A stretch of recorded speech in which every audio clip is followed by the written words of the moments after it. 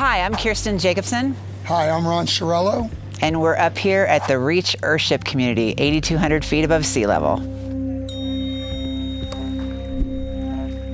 This video is sponsored by Branch Basics. Click the link in the description below and use offer code FLORB for 20% off starting on Black Friday, November 26th, and then after Cyber Monday on the 29th, it'll be 15% off. So click the link now. I was going to college in San Francisco and I was taking an art class. Someone mentioned these things called Earthships. I was instantly like, I have to find out what that is. Volunteered for a month working on one of the Earthship construction sites in the greater world community. And I felt really inspired and empowered, and what was supposed to be a month-long stay ended up being more than half my life. I was living in Hawaii. Partner at the time turned my name in to the Earthship Biotexture internship program. I said, can you tell me a little bit about this? I don't know anything about Earthships. And she's like, we use the sun to heat the building through passive solar, active solar for the electricity, catch our own rainwater, and she's going on and on and on. And that's when I quickly realized, no utility bills, I don't have to pay the man, sign me up. I've been doing this now for 16 years, and there's no question this is the best living there is on Earth. Ron and I bought this Earthship in 2013. I think it was built around 1990 at the beginning of the Reach Earthship community. Reach is an acronym for Rural Earthship Alternative Community Habitat, and it's a 55-acre community that has about 12 homes on it right now. They're all pretty high density. Our neighbors are directly above and below us, and it's on this very steep slope here in the mountains above Valdez Valley. I talked to an experienced Earthship builder who built up here. He estimated that it was 5 times more difficult and twice as expensive to build up here. Everything up here, including the 3,000-gallon steel cisterns, was brought up on the back of small 4-wheel drive pickup trucks instead of a delivery truck. So 1 million more trips to the hardware store. When they first started building up here on this slope, there was not a single flat space to stand or move anything. You would have to carve out a spot to put your bucket or your tools. And it was literally a combination of hiking, mountain climbing, and building all at once. I think many of the buildings up here took 2 or 3 years to construct due to the nature of the site. I have been in love with this spot since I first came to Taos, but I never ever thought it would be possible to live up here. I certainly knew that I would never myself physically be able to build a building up here, but the previous owners decided to sell and things started to fall into place. The first couple of winters were pretty intense. The roads here, when there's snow, is chains on all 4 tires, and we have a snow blower. It's another level of commitment being up here, but there's part of me that's only alive when I'm up here. This is a 2-level building that's built into the side of this hill, so the rooms were jackhammered out, and then tires were pounded on the sidewalls, and then vigas placed across, and then south-facing glass across the whole front face of both levels. There have been so many innovations that improve the thermal performance of the building, but also the water system. Here, there's no way to get a well, there's no way to get community water, so they started harvesting water right off the roof. I think we have over 3,000 square feet of roof surface area with the sheds and additional spaces. So we catch a ton of water when it's raining and a ton of water from snowmelt. So the water's coming down off the roof, and there's screen here in the scupper, which is funneling the water down into this 3,000-gallon cistern.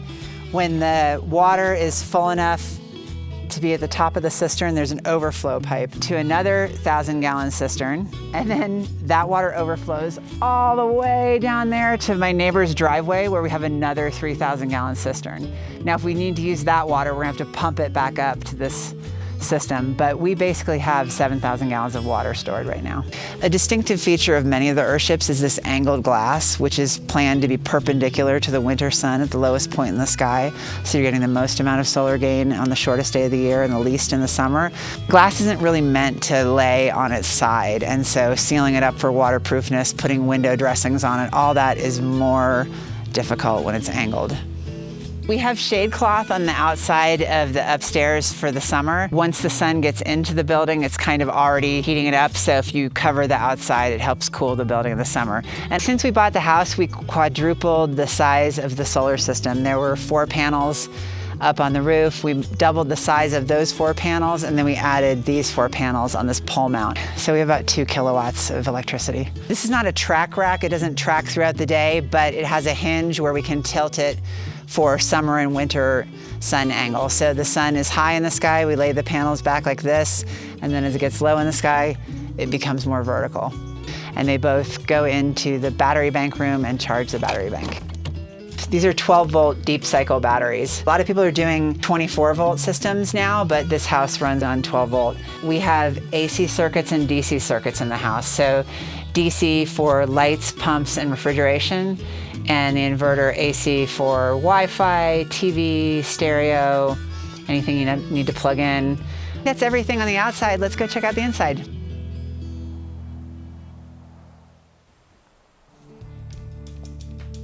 When you come in through the front door, to the left down here, we have the master bedroom and bathroom. This is just built into the earth. I think they did loft spaces in all the bedrooms because they got tired of jackhammering out rock, and so just put a closet underneath and all these steps, which is sometimes not ideal if you have to get up to go to the bathroom in the middle of the night and deal with the steps.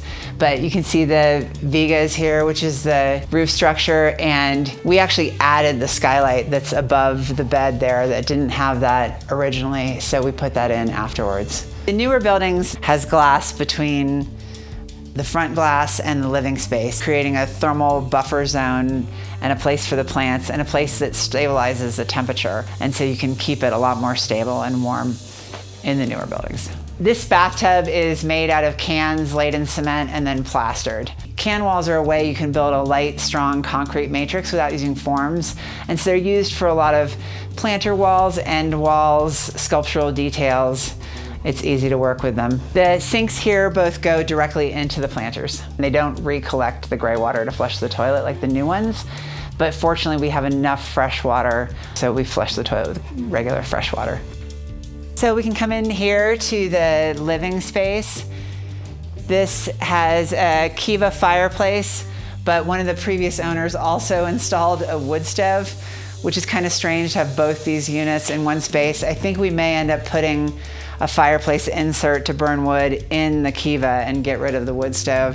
A lot of times fireplaces, when they're not designed right, end up just making your house colder because they're just sucking all the cold air through leaks and drafts in the rest of the house to get oxygen to burn the fire.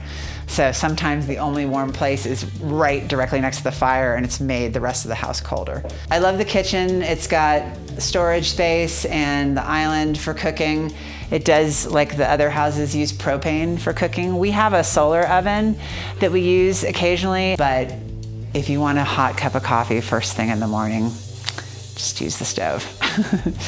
We have a solar-powered DC refrigerator. It's a Sunfrost. They're super insulated and they use 1/10 of the power of a conventional refrigerator, so it helps us keep our solar system small. We have this additional Berkey water filter. We're pushing more water through from our cistern through the Berkey so we can have our own fresh drinking water here. This is the water organizing module. It's one of the older ones, so it doesn't look as clean and slick as the new ones.